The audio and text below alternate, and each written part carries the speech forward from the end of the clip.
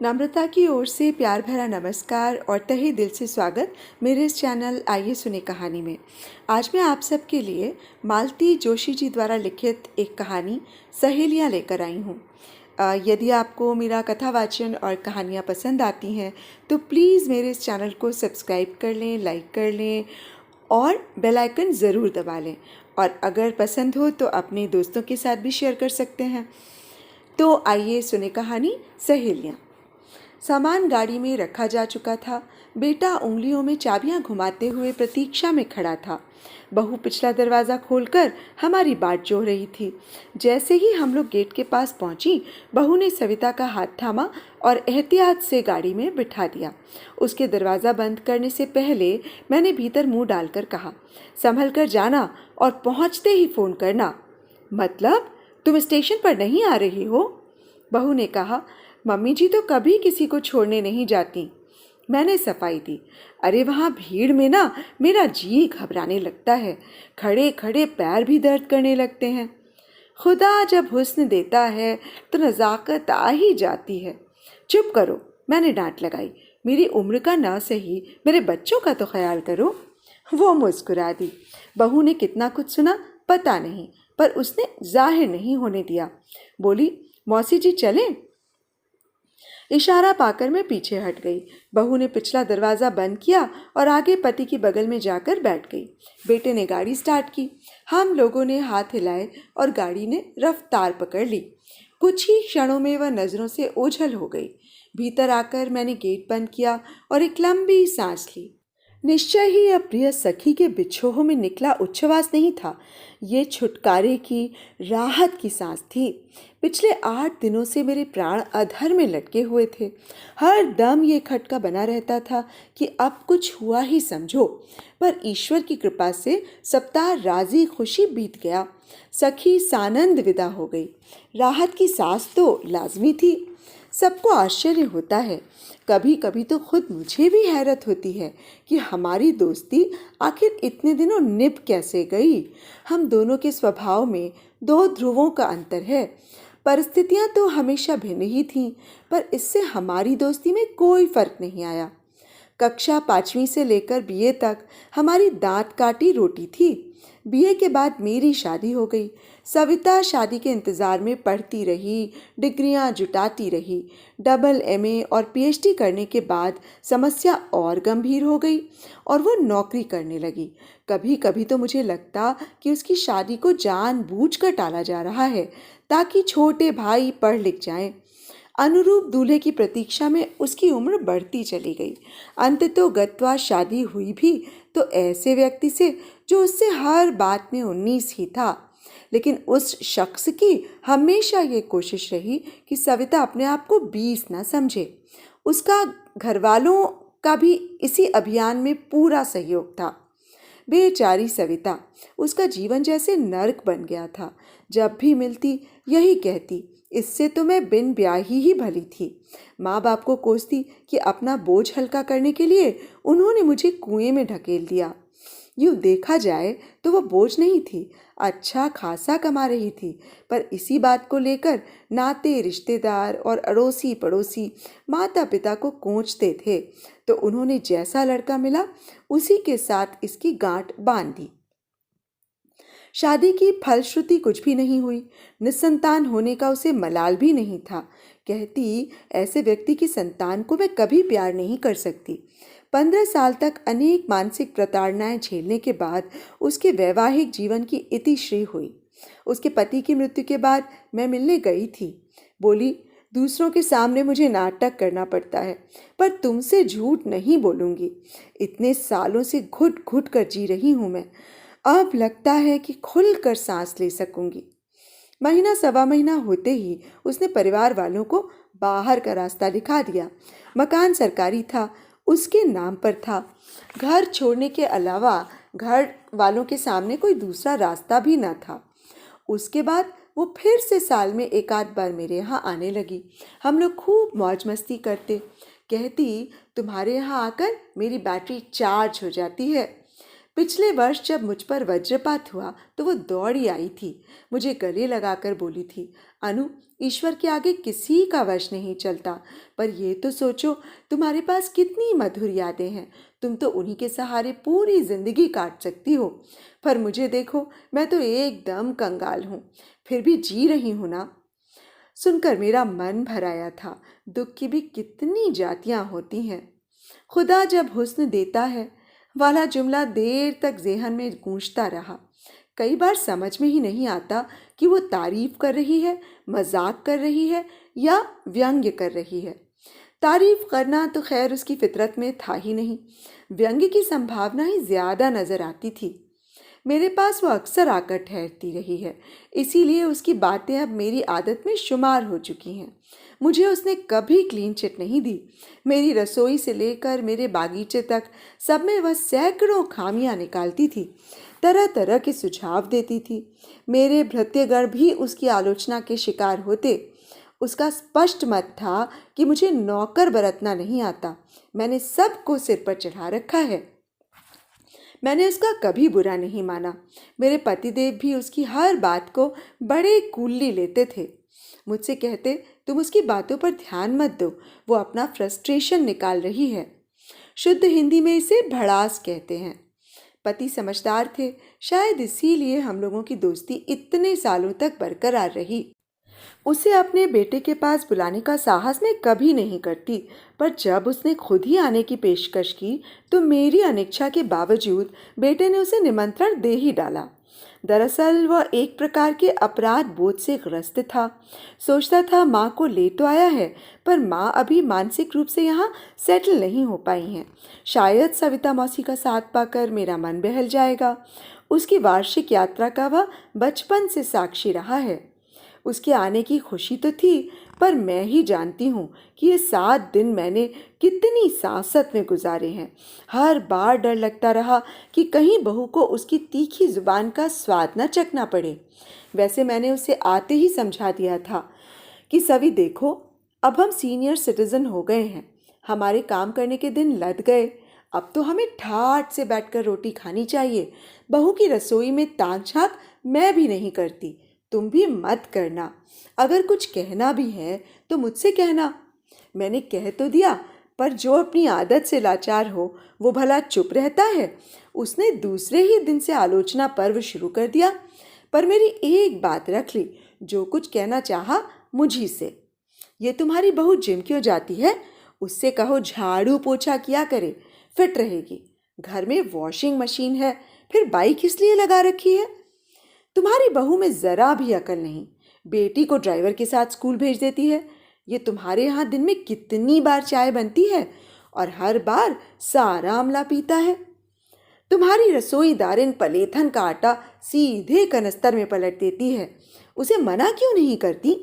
एक अलग से डिब्बा रखना चाहिए। अचार की बरनी में चम्मच रोज छूट जाता है, तभी तो अचार खराब होता है। तुम्हारा ये छोकरा कालीन पर से ही झाड़ू मार देता है, उससे कहो कालीन उठा कर झाड़ा करे। तुम्हारे यहाँ क्या रोज पहनने वाले कपड़े भी प्रेस होते हैं? कमाल है। मुझे अक्सर डर लगा रहता कहीं बहू उसकी बातें सुन न ले। एक दिन मैंने कह दिया, सवी, अब मेरी इनिंग समाप्त हो चुकी है, ये बहू की गृहस्थी है, मैं उसके निज़ाम में दखल नहीं देती। कुछ देर चुप रही, फिर बोली, पप्पू ठीक ही कहता है। पप्पू कौन? तुम्हारा भाई? हाँ, वो कहता है, अच्छा हुआ ईश्वर ने तुम्हें बच्चे नहीं दिए, तुम्हारी बहू से एक दिन भी नहीं पड़ती। ये बात मेरे मन में भी कई बार उठी थी, पर इतनी निर्ममता से उसके मुंह पर कहने का साहस मैं नहीं जुटा पाई थी। बल्कि मुझे तो लगता है कि एक आध बच्चा होता तो अच्छा होता, उसके स्वभाव में थोड़ा लोच ही आ जाता। यूं तो शादी ही मनुष्य को लचीला बना देती है। सविता की शादी इतनी देर से हुई कि उसका अक्खड़पन हठ धर्मिता में बदल गया। निसंतान होने की कुंठा ने उसके मन में कड़वाहट और भर दी, जो बात बात में बाहर आ जाती है। उस दिन हम लोग मॉल घूम कर आए थे। घूमने की आदत एकदम छूट गई थी, तो पैरों में बहुत दर्द हो रहा था। खाना खाकर हम लोग आए ही थे। इसीलिए कपड़े बदलते ही मैं पैरों की मालिश करने बैठ गई। तभी बेटा कमरे में आया। माँ, हम लोग पैरों में दर्द हो रहा है। नहीं तो, मैंने बाम की शीशी छुपाते हुए कहा। फिर बाम क्यों लगा रही थी? बड़ी लंबी नाक है तुम्हारी। क्या कहने आए थे वो कहो, मैंने डपक कर कहा। हम लोग पिक्चर जा रहे हैं, चाबी लेकर जा रहे हैं। आप लोग आराम से सो जाना। और हाँ, सुबह शायद हम लोग जल्दी ना उठ पाए। तुम शुभम को 6 बजे जगा देना, उसका टेस्ट है ना कल। और हाँ, कल ऑर्थोपेडिक्स वाले के यहाँ चलना ही है। तुम्हारी कोई बात नहीं सुनी जाएगी। अब जाओ भी, नहीं तो शो छूट जाएगा। उसके जाते ही सविता ने कहा, अभी तो इतना घूम कर आए हैं, फिर पिक्चर? वे लोग यंग हैं सविता, हमारी तरह बूढ़े नहीं हैं। और ये शुभम कौन है? मेरा पोता। तुम नामकरण पर आई तो थी? हाँ आई थी, पर वह तो कोटा में है ना। हाँ, आईआईटी एंट्रेंस की कोचिंग ले रहा है। तो तुम उसे कैसे जगाओगी? फोन से, और कैसे? बलिहारी है, उसने करम ठोकते हुए कहा। ऐसी अमीरी कभी न देखी न सुनी। मैंने कहा, सविता, अपने को क्या फर्क पड़ता है? फोन का बिल उन्हें भरना है। एक बार में नहीं उठेगा तो 4 बार फोन करूंगी, नो प्रॉब्लम। फिर बात का रुख बदलने के लिए मैंने कहा, मैं इतना छुपकर बाम लगा रही थी, पर देखा राजू ने सूंघ ही लिया। भाग्यवान हो, यहाँ तो मर भी जाएंगे तो किसी को पता ही नहीं चलेगा। लाश सड़ने लगेगी तब दरवाज़ा तोड़ा जाएगा। और इसके बाद उसने वही घटना सुनाई जो 2 दिन पहले सुना चुकी थी। एक रात बाथरूम से निकली तो अपने ही गीले पैरों से फिसल कर गिर पड़ी। 3 घंटे वहीं पड़ी रही थी। फिर हिम्मत करके पड़ोस में फ़ोन किया था। उनके पास घर की डुप्लीकेट चाबी थी। ये अच्छा रहा कि तब तक दरवाज़ा भीतर से बोल्ट नहीं किया था। दूध के लिए थैली, कचरे की बाल्टी वगैरह रखने के बाद ही दरवाज़ा बोल्ट करती थी। ये किस्सा सुनकर बहू ने कहा भी था, मौसी जी, आप रात के लिए एक आया रख लीजिए। आजकल तो हर शहर में एजेंसी होती है, वे ट्रेंड दाइयाँ सप्लाई करती हैं। उनका रेट जानती हो? सविता ने कहा, 100 रुपया रोज़ लेती हैं। इतना किसके पास है? तो एक मोबाइल ले लीजिए, इमरजेंसी में बहुत काम आता है। ये सब अमीरों के चोंचले हैं, कहकर सविता ने इस सुझाव को भी खारिज कर दिया। बहू ने लेकिन ये बात ध्यान रख ली। उसने अपनी ओर से एक मोबाइल उसे भेंट किया। ज़रूरी फंक्शन समझा दिए, खास खास नंबर भी फीड कर दिए और कहा कि अगर कुछ परेशानी हो तो आस पड़ोस के किसी लड़के से मदद ले लीजिएगा।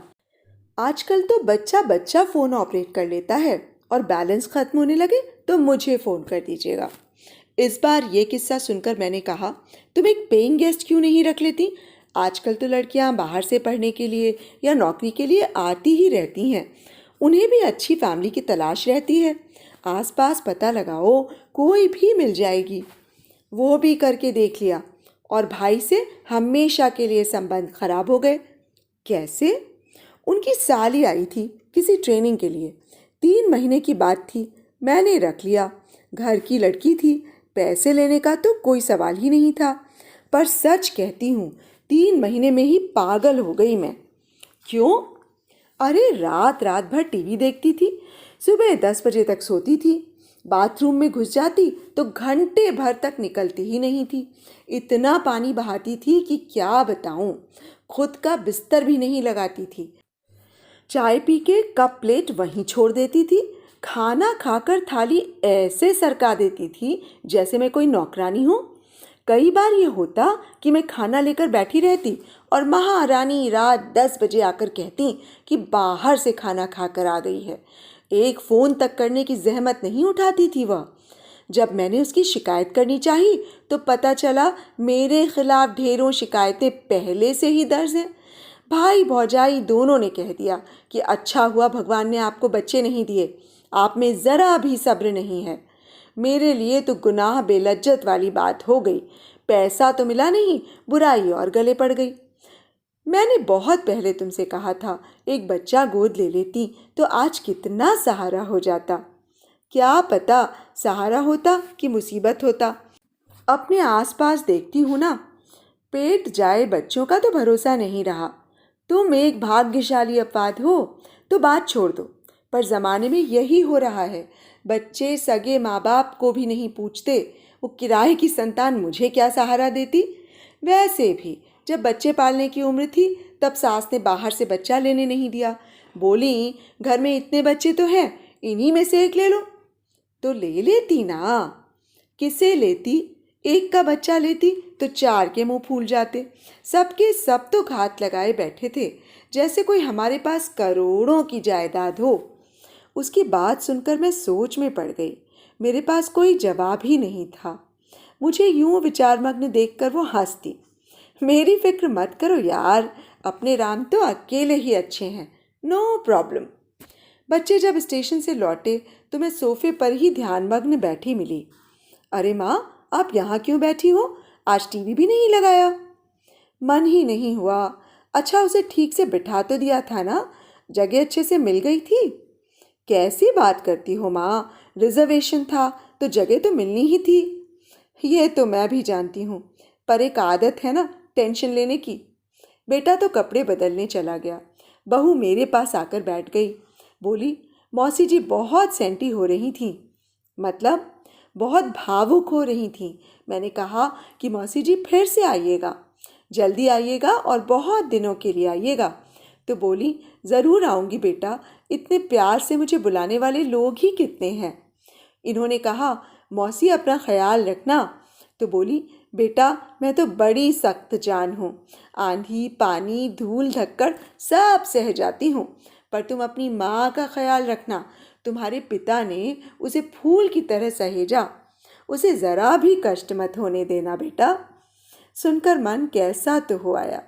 मैंने कहा, शुचिता, तुम हमेशा कहती हो ना कि इतने विपरीत स्वभाव के बावजूद आपकी दोस्ती कैसे है, तो ये तुम्हारे प्रश्न का उत्तर है।